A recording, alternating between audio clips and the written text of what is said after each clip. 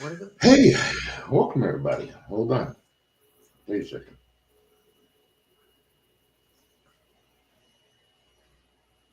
It's Monday night.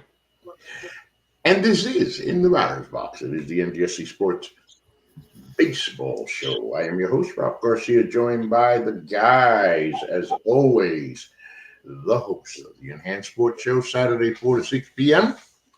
Monday, you got time to call in. You got time. Yeah. But you better hurry up. And co-host of In the Batter's Box, Mr. Louis Tenoa. Ralph. Louis, why do I want to hit you with a torpedo bat? That's going to hurt if you do. Why do I want to knock your ass off that chair with a torpedo Oh, yeah. bat? I'm sure you would. With a torpedo bat and a guided missile. They are cool looking, though. I do like the look. And, of course, the co-host of In the Batter's Box, guy who helped me create the show, brains of the show, voice of the show, the knowledge on the show. I can continue, but then we won't be talking baseball. We'll just be talking about John. Well, we might do a show about John one day. That might be a good idea. And my dear friend, co-host, Mr. John Doucette. John. Ralph, as always, good to be with you. Now we're back at it again. This is NGSC Sports. Sports means sports. So underway now in the Birmingham region, it is the NCAA Women's Elite Eight. As number one, Texas battling number two, TCU. Story in that one, of course, being Haley Van Lith. Couldn't find her way at LSU last year, though she is in her third Elite Eight. She transferred, goes into the portal. That portal is really something. We may have to do a show on a portal one day, John. That's a whole Or is show. that called the Twilight Zone? Yeah, right. But anyway, Haley Van Lith goes to Texas Christian, and the Horned Frogs are in their first everything ever. And let's see if they're good enough. The men's Final Four, of course, is set. All four number ones for only the second time in tournament history. We'll be playing in the Final Four. That would be Houston, Florida, Duke. Who am I missing? Auburn. And Auburn. I did that on purpose. I'm a Tennessee fan, so I said Florida first. No, congratulations to all four.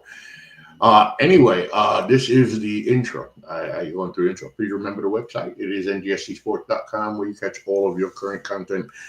Log on right now.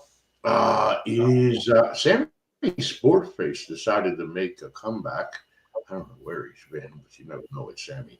Remembering Mel, giant of the greatest generation of journalists. And John gave us Brian defeats UMass Lowell 9-2. They couldn't finish the sweep, John. No, they couldn't. We played under what can easily be described as miserable conditions on Saturday. A lot of rain, a little snow. It was really cold. And unfortunately, one team decided to embrace the elements and one team didn't. And consequently, Lowell ends up taking 2 out of 3. But it's certainly a good continuation of the conference schedule for them. Everyone's bunched up in America East from top to bottom, so that's a good sign. Lowell begins a 6-game road trip starting tomorrow up in Hanover, New Hampshire with Dartmouth.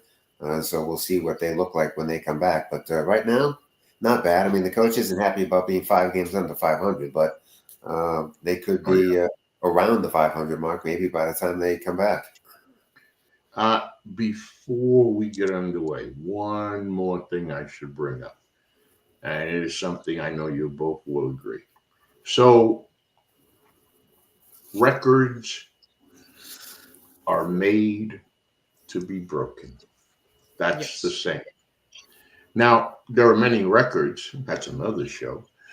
To do a show on records that you once thought, as a kid would never be broken, that eventually got broken. Those that are still within reach, and that one day will be broken. And then there are those records where you're like, look, that's never going to be broken, or what I'm about to tell you. I know the two of you remember a young man who came into the NHL named Wayne Gretzky. Yep. 100 points in an NHL season is a hell of a season. You can say that again. For a guy playing. Wade Gretzky came along and he turned a 100-point season into a 200-point season. He did things we never imagined. One of the things that Wayne Gretzky did, he scored 894 goals. I knew that this was one of those records that at the very least in my lifetime I would never see broken.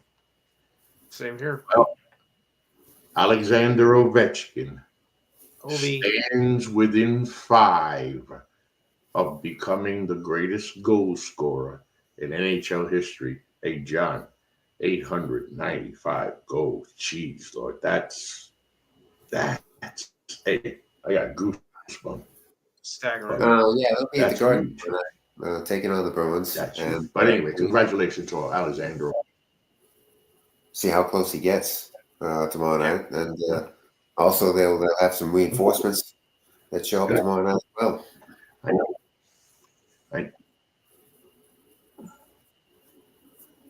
Yeah. Gonna pay attention. And of course, last but not least, let's go Fleet. John, let's go Fleet. Yeah, they've lost their last 2 games, unfortunately. And they could have clinched the playoff spot over the weekend, but they did not do that. And so now, come Wednesday night when they play Ottawa, they still give themselves that opportunity to do that. The World Championships are coming up, so after Wednesday night's game, they won't be back in action until the end of the month. So the time has come for them to take care of business and get this over with. And hopefully Wednesday night they begin that process.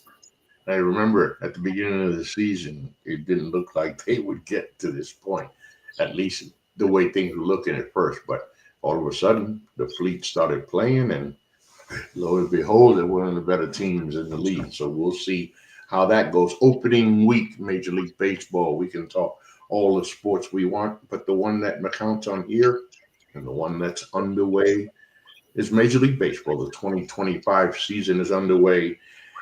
And the defending champion, Los Angeles Dodgers, started first, and they hope to finish last, not last in the West, but they hope to finish to be the last team standing again. Opening week is always so special. I remember day game, John? Day game. Most of the games this time were day games, which is a good thing, although they were late afternoon games, but still day games. Yeah. You know, you had games starting. I used to remember reading stories or trying to find stories or wondering, I wonder how many kids skipped school across the country so they could see opening day. I know I did, John, a couple of times. I know I did. Sure. Well, one of the stories this year, as is the story every year, is the how many, Louis? 27-time world champion New York Yankees. Can't start a baseball season without thinking about the Yankees, talking about the Yankees, covering the Yankees, and guess what the Yankees did? They got these bats, and I'm going to tell you guys, I didn't hear it. I did not hear about the Torpedo Bats. So I am thoroughly, completely blind. I'm scanning some games, and I see the highlights of the Yankees hitting the home runs, Louis, right? And the first thing that I notice, you can't help notice, is why is there something different about this bat? It looked like a bowling pin or something like that. And I'm like, and the first thing you're thinking is that legal? Well, wait a minute, it has to be legal because they wouldn't use it. Louis, the point is, the weekend's over. 15 home runs later. I did not enjoy any of those, but I know you did, Louis. So go ahead. Talk about the damn home runs and everything, Louis. Knock it out.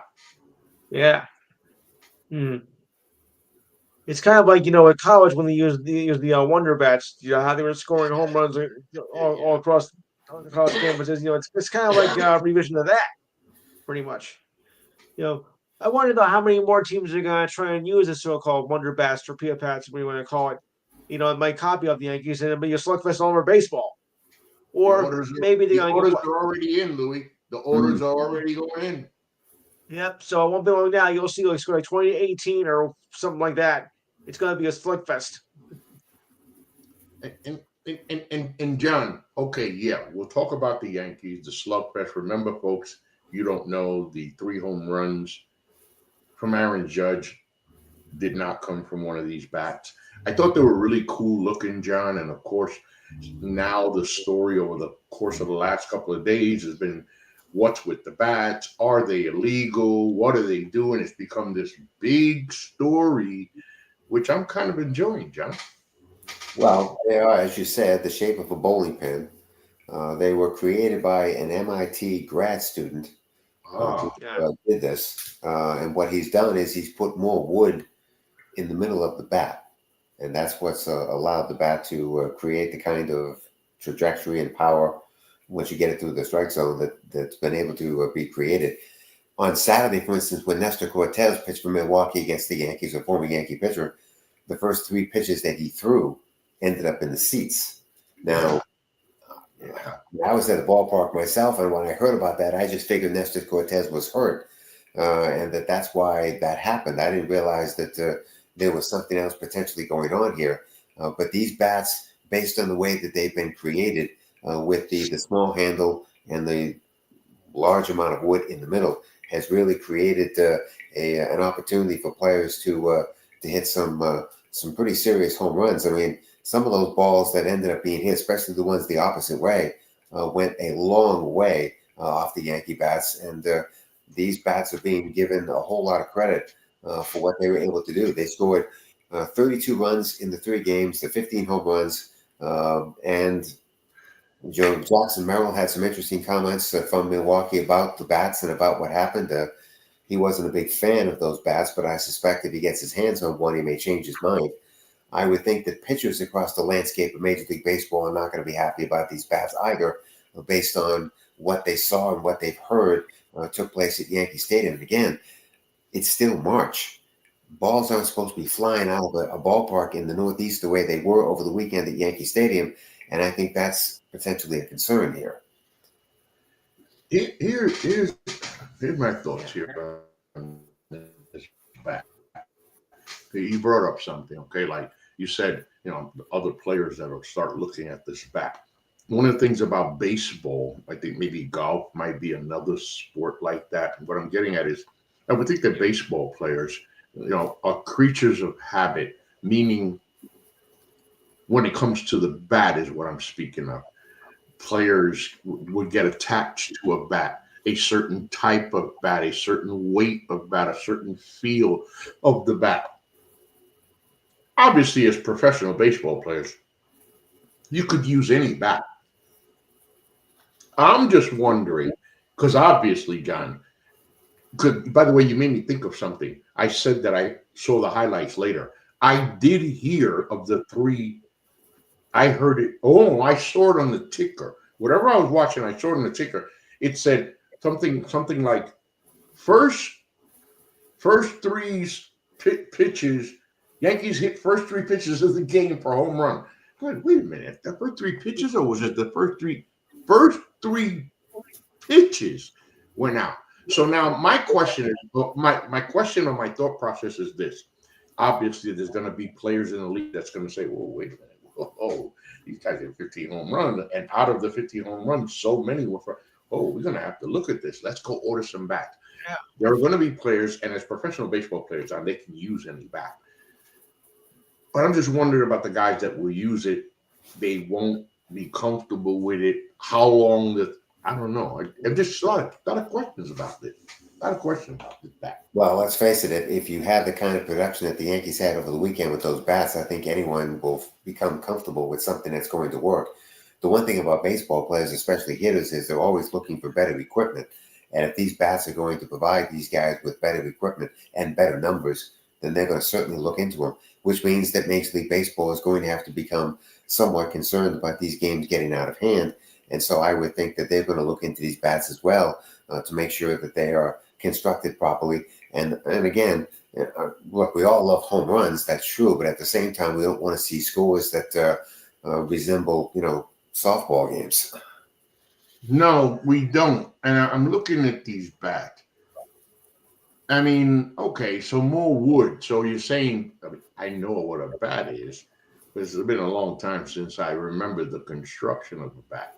So you're saying that the other bats are a little more hollow on the inside, and this one just has more wood to fill it in there, John? Is that what they It's did? got more wood in the middle of the bat. So in the really the sweet spot of the bat is got more wood associated toward it. And because it's got more wood, when it makes connection with a baseball, it's going to have harder contact, which means it's going to take off, which it did. So I'm wondering, Louis, how the hell did it take this long for somebody to come up with this? I mean, Yeah, what took you so long? I mean, it's been 100 years since baseball came into play, and now they're just coming up with this idea. and I'm just saying, John, we know that we graduate from a wiffle bat that's plastic. It hits a plastic ball.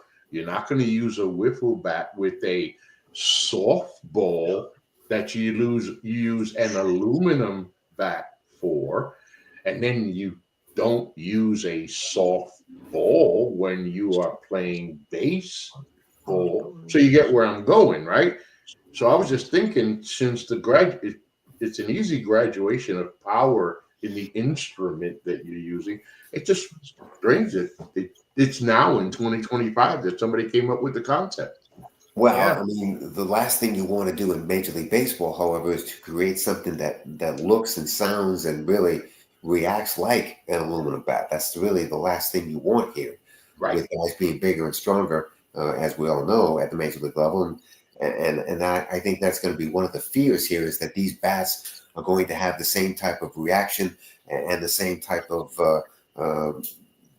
as an aluminum bat does. And I think because of that, Major League Baseball has to be real careful about this. And again, pitchers certainly are not going to be really happy about this, because you're talking about inflated urban averages. You're talking about giving up, home runs and extra base hits and all sorts of that stuff. I mean, I'm sure that the media in Yankee Stadium was probably running to Nestor Cortez after that game on Saturday, thinking there was something wrong with him, when in fact there was nothing wrong with him, other than the fact that he was going up against bats that frankly just took whatever he threw and just put it in the seats. How do you react? How do you react when how are you supposed to feel when the first three pitches you throw are hit out the park? It's bad enough when the first three guys hit a home run, but they do it after a 2-1 count. The second guy did it at 2-2. The third guy did it at 3-1. But here's the other. Hold on. Here's the other thing. I thought about another little dilemma. I don't know. Bad choice of words. John, the Yankees got all these home runs and all these runs, right? So now people are, oh man, this bat. Oh, what happens? I just thought about this. What happens if this bat changes the game and all of a sudden we've got runs scored like never before, home run? Yeah. What does that do to the game? Well, I'll say one thing: pitchers aren't going to be happy about that, because you're not going to be able to throw strikeouts and whatnot. So it is going to mess up the flow of the game, pretty much. Not only that, it may force Major League Baseball to do something about the mound itself to give pitchers a little bit more of an even playing field to operate in. We understand that the fans' demands sometimes sometimes invoke change. Well, they also want entertainment too. Right. Now, and we also know fans love the home run. They love the home run, the long home run. Right, but I personally don't want to come on the show in the future and say, let's talk about baseball last week. John, welcome, John. Last week, a Major League Baseball record, 250 home runs were hit last week. I don't want to come on the show. Scores averaging 12-9, 12 runs, 20. I don't. First of all, one thing I think these bats have done, and certainly what happened over the weekend was, again, you're taking small ball out of the game. You're taking Yeah. Yeah. the mechanics of the game out of it, because all you have to do is just swing the ball or swing the bat, make sure the fat part of the bat hits the baseball, and the rest takes care of itself. And if you're not a home run hitter, what I mean by that, if you're not a guy that can hit 20 home runs a year, maybe you're a guy who hits 12 home runs a year. Well, you're about to become a guy who hits 20 home runs a year. Exactly. Yeah. It's going to inflate everything. And I think that's something that Major League Baseball does have to be very careful about here, is that these bats may really change too much in a very short period of time, too. You don't want You buy pictures, duels. Listen, it was great to see, because even I played the highlights several times to watch it. Because how do you not watch a game, or at least highlights of a game of a team that hit 9 home runs? You're like, holy crap, let me watch. Well, the thing I was interested in was the location of the pitches. And I mean, for instance, Austin Wells' home run that he hit, that pitch was about shoulder height. And he found a way to get on top of that fastball and hit it a really long way with that bat. And I think that's the thing that you'd have to be concerned about, is that, you know, guys can now hit pitches that they shouldn't be able to hit, but not only hit them, but hit them a really long way. That's a great point, John, because how about the infield dribble that turns into a base hit? There won't be infield dribbles. That's the point. Yeah. That's even worse than what I just said. Yeah, it's something we're going to pay attention to here. Definitely we're going to pay attention to this, because that could change. Players and teams across the landscape are going to now start ordering these bats, and everybody's going to have their hands on these things. Pitchers are going to start screaming for something to help them. And what does that become? And that's where the revolt is going to come from, is the pitchers. The pitchers are going to say, basically, excuse me, so what the hell are we doing here? Right. I mean, you might as well put a machine up here and let these guys do their thing, because that's all we are now, is a throwing machine. Right. Oh, that would not.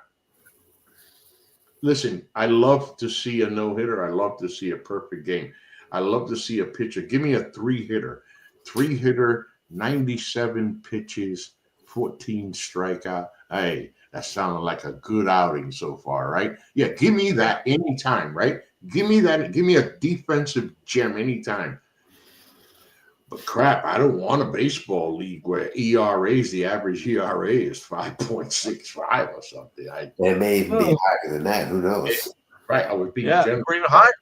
Very good, John, because I wanted to say higher, but no, you're right. All right. You know, now, the way this is, go to 6 or 7. Oof. That'd be ugly. It could be ugly. It could be ugly. So let's, obviously, if we're talking about it here, Major League Baseball's already had these conversations, and they're going to continue to have these conversations, and they better. But again, I guess the other interesting thing is, what do this kid charge for these bats? I don't know, but they're about to. I don't know. Even if it's a fad, they're about to make a lot of money in this little fad. Oh, absolutely. Absolutely. You know, as we're speaking here, the register is dinging online. Now, I'll take this even one step further. You've got summer collegiate baseball leagues that have sprung up all over the country. And very good, John. You have kids that are going to be playing in these leagues that don't necessarily have wood bat experience yet. But I would think that if they can afford to grab a bat or two of these bats, why not?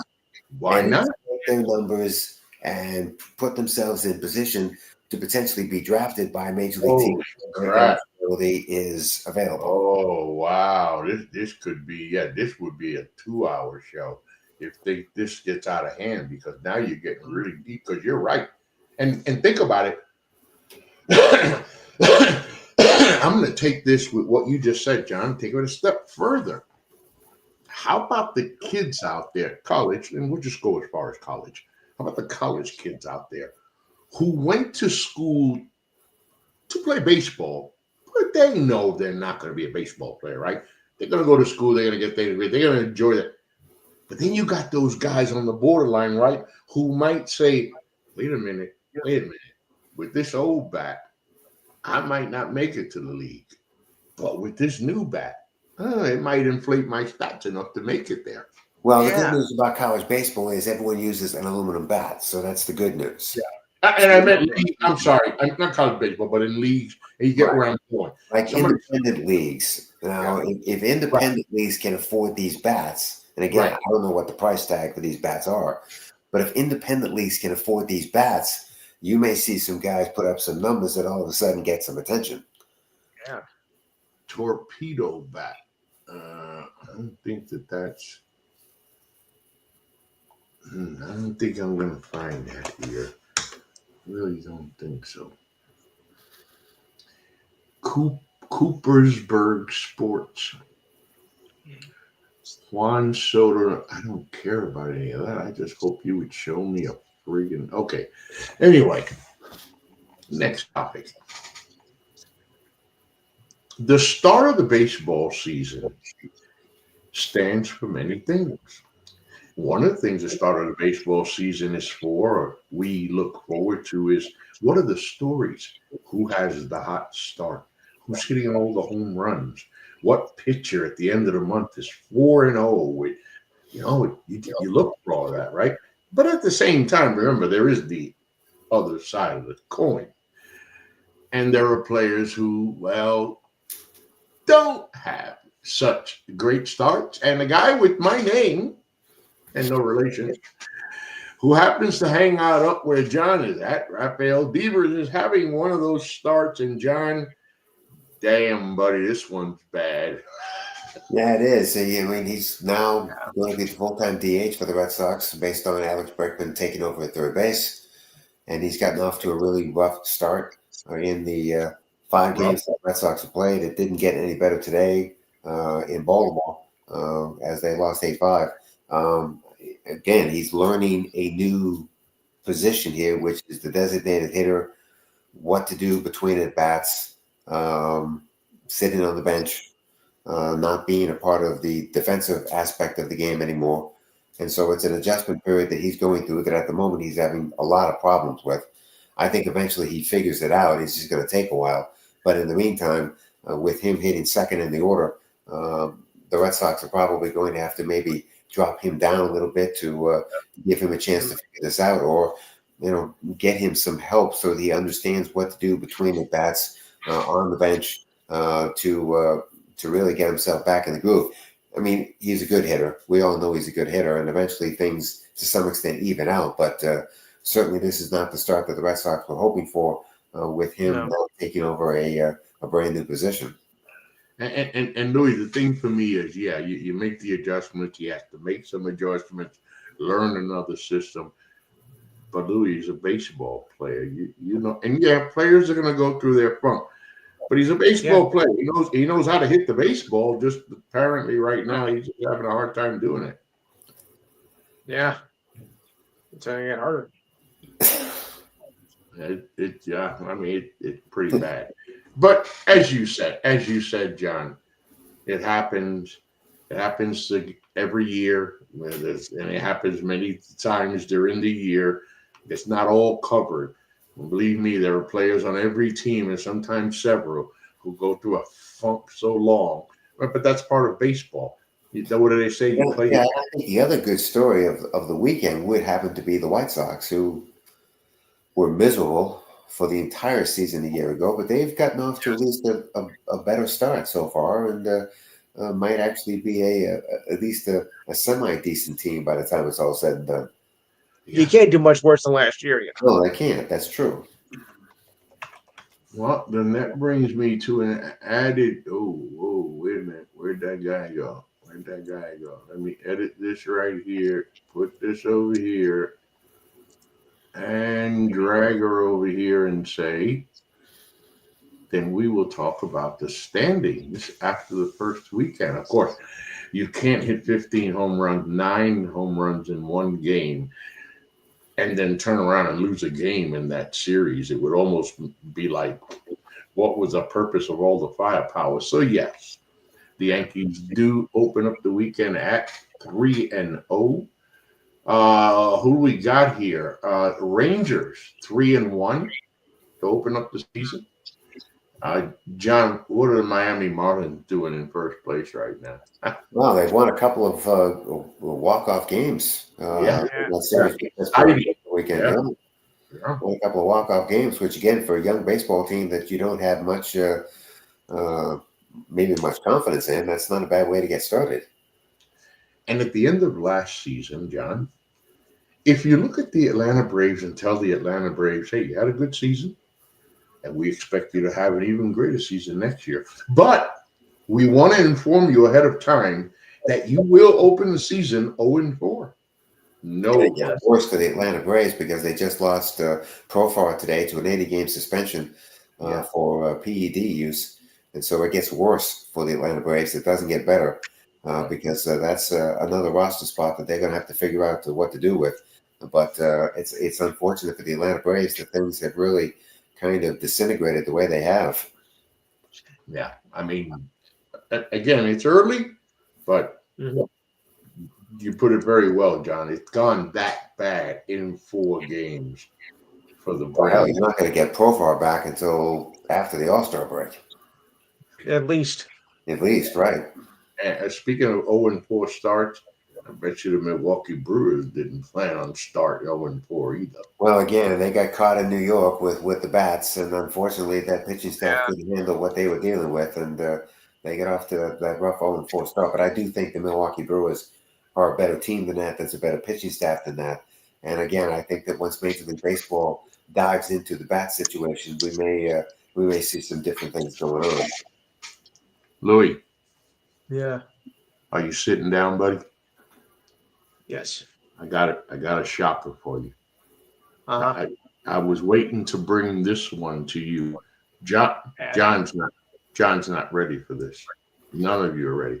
I've been holding on to this one for 40 minutes, guys. You ready, Louis? In a Major League shocker, the Los Angeles Dodgers opened the season 5-0.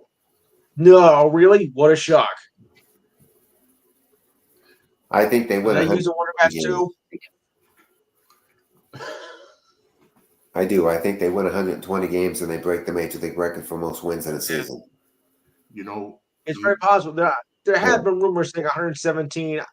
I mean, I think it's a bit, overhyped. But the way they've been playing, they might make up at 110, 115. So I wouldn't probably rule that out. Here's how I'm going to measure the Dodgers season. Yes. When they lose. They're going to win so much that we just need to pay attention to when they lose. Like, okay, that's one. Right. And just think about it. They're doing this without Mookie Betts, who got sick over in Japan and lost a ton of weight. Sick. And 20 pounds. Yeah, about 20 pounds worth. And the Dodgers were really concerned when they came back from Japan about his loss of weight and how it happened. And yet it hasn't stopped them from doing what they're doing. But they are concerned about that. Apparently, he started to gain some of that weight back with an eating program that the Dodger medical staff has come up with. But still, the loss of weight and how it happened over there is, again, when you talk about starting seasons in other countries, this would be, I guess, one of the fears that you would have about doing that.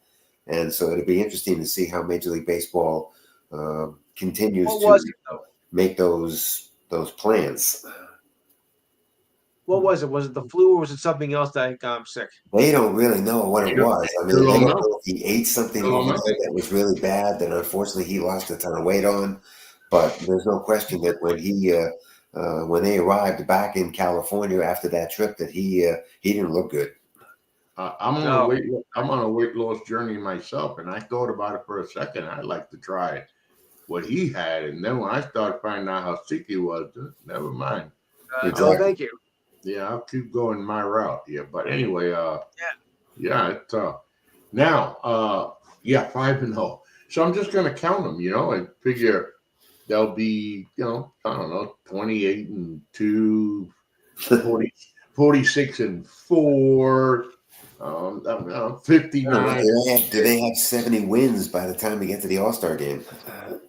They might. They might, yeah, they might. That doesn't even sound right when you say it.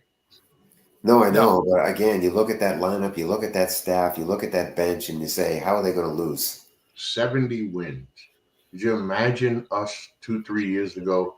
Hey guys, I want to ask you a question. So, what team you think will win 70 before the All-Star break? And your answer should be to me, Ralph, I thought you got clean and sober years ago. What the hell are you?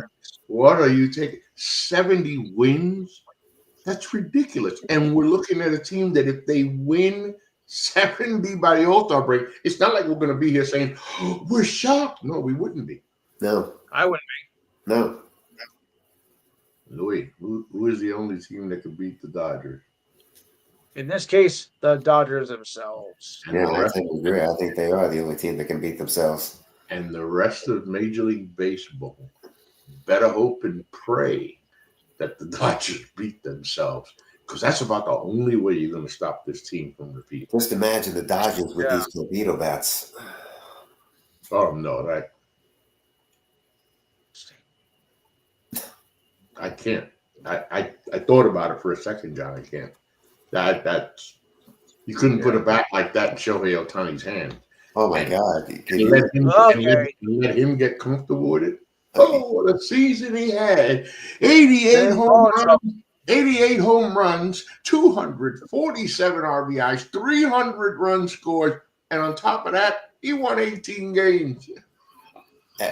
It would be incredible what he could do if that bat is as good as the first weekend would demonstrate. What he could do with one of those bats would be insane. We don't want to know. I know. You really don't. No. We don't want to know. Part of Major League Baseball and being an owner is that eventually you got to sell the team. Every once in a while, teams just get sold. Ask the Boston Celtics. Yes. Bought for $250 million, sold for $6 billion. I mean, hey, that was one hell of an investment. I bought them for $250 million, sold them for $6 billion, and people will ask me, "What line of business are you going into now?" None. Right. There is no business to go into at that point. I'm gonna take a line from Dr. Dre when he said, "I'm gonna sit back and grow old with my billions." That's about all you can do. But in this case, John, the Minnesota Twins are up for sale. They are, and they've been up for sale actually since last September. Yep. They have put a value of $1.7 billion. That's what they're looking for. The Pollard family has owned the Minnesota Twins since 1984, and they bought the team for $44 million. Now, Forbes magazine has this team valued at $1.46 million, which is 21st out of the 30 teams that are involved with Major League Baseball. The $1.7 billion, if they were to get it, that would have them ranked 19th out of the 30 teams in Major League Baseball. But there is one caveat to this, and that is the fact that the Minnesota Twins are also in debt. And I think it makes it a little bit more interesting to sell this ball club based on the debt of this team and the fact that the Minnesota Twins have also established a new television channel to broadcast their games. They were part of the Valley Sport nonsense. And unfortunately, the new Twins channel hasn't necessarily gotten off to a good start either. So there are some interesting things associated with this sale that could make the price either go down or go up, depending upon your point of view. Again, $44 million. What these investments are great.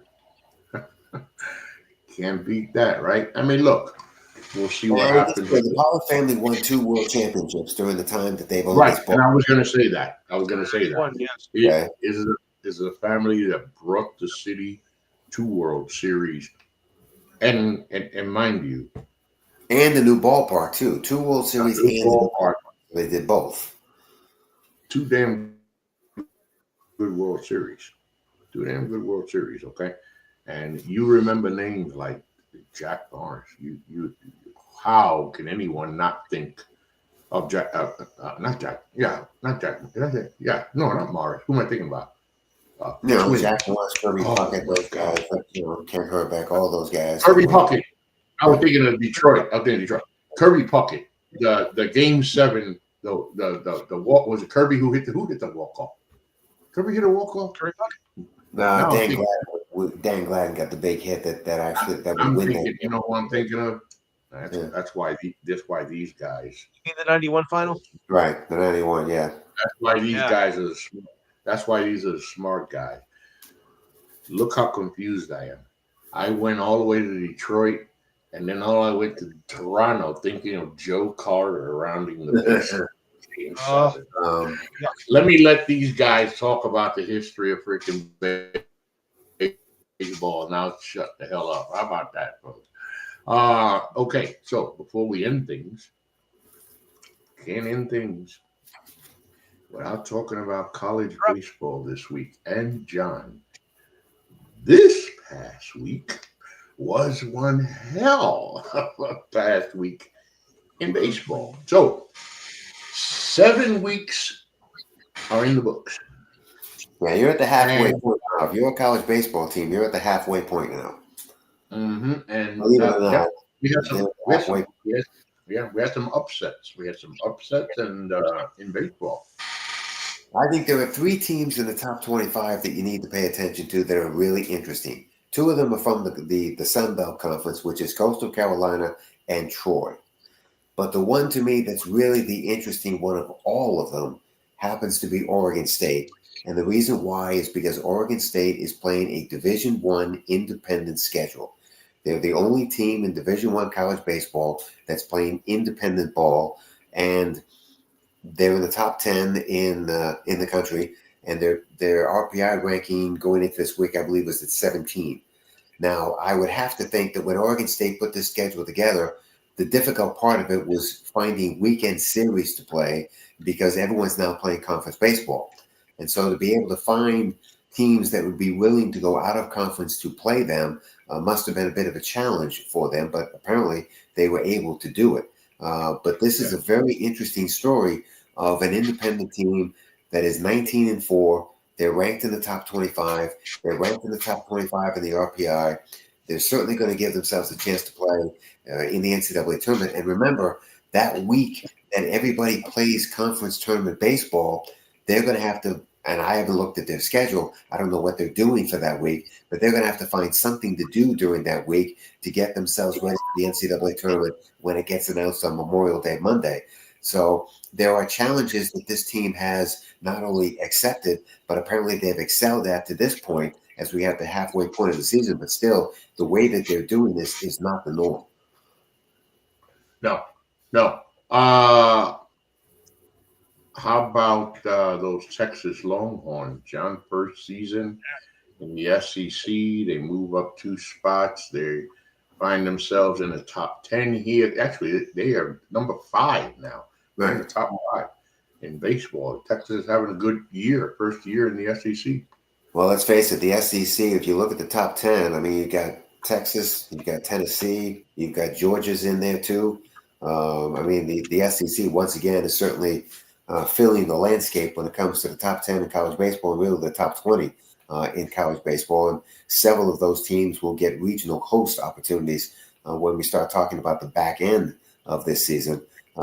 Again, they are the killers of college baseball, no question about it. And they have certainly been dispatching teams left and right, even though they're now starting to play each other and beat each other up.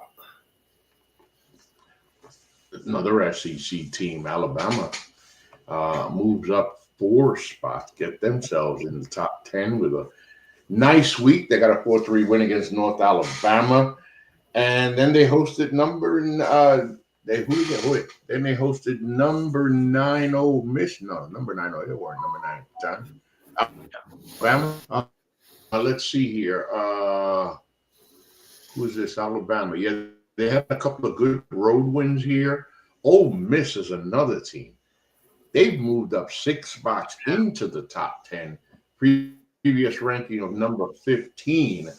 The SEC, John. The SEC is just Well, here's the thing: when you play in the SEC, continue. all you really have to do is just win games. You don't necessarily have to win series. You just need to Right. win games within the conference. That's going to allow you the opportunity to move up. And then speaking of the SEC, Vanderbilt has found itself on the wrong side of the W. How interesting and is it that we're now talking about other teams in the SEC and we're not talking about them anymore? That'll show you how the words landscape has changed. words out of my mouth. Dallas Baptist, we talk about them every year. They continue to be a perennial top 20 team in college baseball. I remember a couple of years ago in the country. I don't think there's any question. I remember a couple of years ago when we started talking about Dallas Baptist, we got on the radar like, well, you know, small school, let's not get happy. They're not really going to continue this. And they have not let up. Troy is in the top 20 in college baseball. Again, that's a Sun Belt team along with Coastal Carolina that has made some serious impact here. And those two teams in particular are really starting to add to the mid-major landscape of the top 20. And who knows, both of those teams could put themselves in position to host regionals come the 1st of June. And, of course, but in the meantime, Tennessee Vols continue to do what Tennessee Vols are doing. They are, of course, the number 1 team in the country. The top 4 teams, Tennessee, Arkansas, Georgia, and Florida State are unchanged. We'll keep the pulse on college baseball, all the stories that continue on. And like I tell everybody, you listen, Major League Baseball is the dream. That's what these guys, that's where they want to go.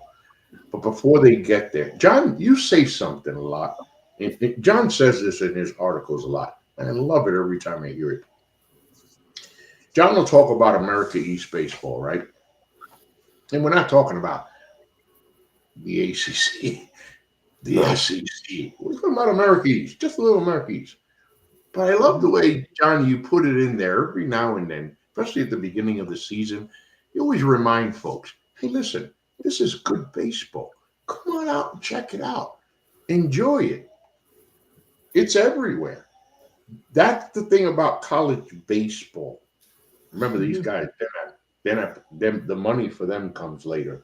Some of them get their little, but this is all for the love. It's the best baseball game you're going to watch is college baseball. So we'll continue, of course, to follow as we go along. We go back to Mr. Lewis Tenor. I asked Louis, final thoughts. Yeah, well, break out the bats because they got the balls going to be flying out of the park this year. Yeah, bring out the arrows. We're gonna have us some fun. Exactly. That's nothing, Louis. I don't want to come here next week and talk about no damn Yankees, Louis. Please, that's not the agenda I'm looking for. John, final thoughts. Don't shoot the messenger. Yeah. Well, no, let's face it. The bats were the story of the first weekend. There's no question about it. And the impact those bats had in one particular series is certainly going to spread across the landscape. So we'll see how many other teams and how many other players get their hands on these things and try them out themselves. I do think that that's become the early story is these torpedo bats and the way that they've unfortunately changed the game again.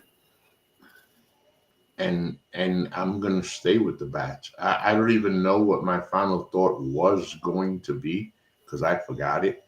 Because my mind shifted to what this bat can do or might do to the game, and I don't mean in a good way. We discussed the different scenarios of what this could do to a big-time hitter. We saw what the Yankees did. So the Yankees are already known as a freaking home run hitting team. Now they just turned it up 3 levels. Now you got the bats being ordered. We don't know what this is going to do to the league. It's going to turn a good hitter into a great hitter. To a great hitter. You're going to turn an average hitter into a good one. Hitter. Is it going to turn a guy who shouldn't even be in the major leagues into a Major League Baseball player, making a Major League Baseball roster? And here I'll go a step further. Could this get so bad, guys, that this bat is giving us statistics, giving the league statistics? Oh, dang, this guy. Hey, look, this guy all of a sudden. And without this bat, this guy's nothing. It's going to change the analytics. Yes, it could potentially change the There way it is. the analytics are done. That's what I was getting, John. Again, we make great partners. I'm about to ask the question. How does that change the analytics? It's going to change the analytics, absolutely, because guys are going to be able to hit pitches out of ballparks that they should have no business hitting out of the ballpark. You'll be able to get a triple down the third base line just by sticking a bat out. Again, Right, Louis? yeah. Louis, you might want to rethink that MLB career we were talking about, Louis. Exactly. You get that bat and hit it, you don't even need a motor. You can wheel yourself around the bases, buddy. That ball's still going to be going. Thank you for joining us this evening, folks. Of course, this is In the Batter's Box, the NJSC Sports Baseball Show. I'm your host, Ralph Garcia, joined by John Doucette, and of course, Louis Tenor. Always have fun talking baseball with you guys. We'll be back shortly, that's for sure. I'll be back Saturday. So, Louis, for the rest of the year, we should be going on every week as the NBA season closes out and goes into the playoffs. So Okay. we'll let you know. Thank you for joining us this evening. Until then, peace. Peace. Folks.